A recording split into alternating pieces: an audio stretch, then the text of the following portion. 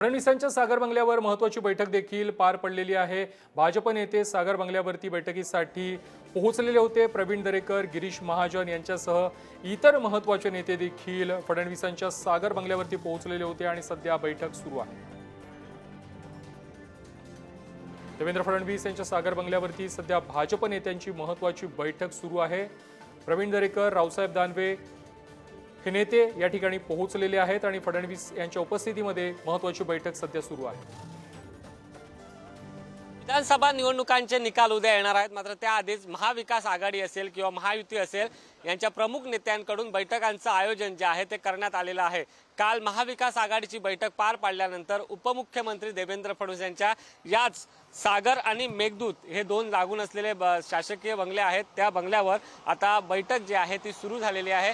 देवेंद्र फडणवीस यांना आमदार आणि त्यांचे उमेदवार जे आहेत ते आता भेटीसाठी येत आहेत। आपण जर बघितलं असाल तर देवेंद्र फडणवीस हे प्रमुख आहेत आणि त्यांनी मुख्य भूमिका जी आहे ती संपूर्ण निवडणुकीच्या काळात बजावली होती आणि सगळे भाजपचे उमेदवार आणि भाजपचे आमदार या ठिकाणी आलेले आहेत। आपण जर बघितलं असाल तर मिहीर कोटेचा हे देखील देवेंद्र फडणवीस यांना भेटून आता निघताना आपल्याला पाहायला मिळतात। आपण जर पाहिलं असेल जे विविध सर्वे आलेत त्यामध्ये यावेळी कुणाला स्पष्ट बहुमत मिळणार नाही असे काही सर्वे सांगतायत, तर काही सर्वेंचं असं म्हणणं आहे की महायुतीचं सरकार जे आहे ते पुन्हा बनेल आणि त्या दृष्टिकोनातून ही पावलं जी आहेत ती उचलली जात आहेत। जर स्पष्ट बहुमत मिळालं नाही तर कशा प्रकारे जुळवाजुळव करायची याची तयारी जी आहे ती महाविकास आघाडी असेल, महायुती असेल यांच्याकडून केली जाते आणि त्याच दिशेने आता देवेंद्र फडणवीस देखील या ठिकाणी सर्व त्यांचे उमेदवार असतील, आमदार असतील त्यांच्याशी चर्चा करताना पाहायला मिळतात।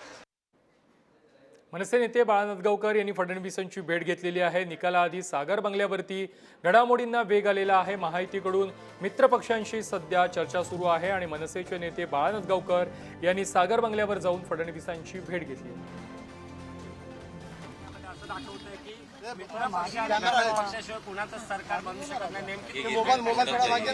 त्याच्या विषयाचा जो निर्णय आहे तो आमचे पक्षप्रमुख राज ठाकरे साहेबच घेतील, तो त्यांचा अधिकार आहे, त्याविषयी तेच बोलू इच्छितात।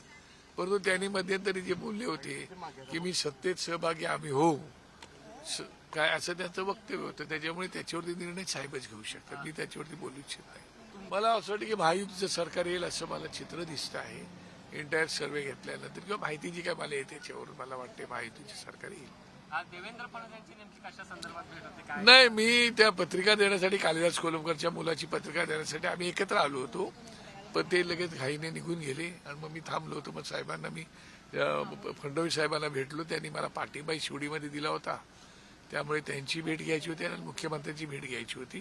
मुख्यमंत्र्यांचा कॉन्टॅक्ट न झाल्याने आज इकडे आलं म्हणून त्यांचा आभार व्यक्त केलं आणि त्यांना सरकारसाठी शुभेच्छा दिल्या।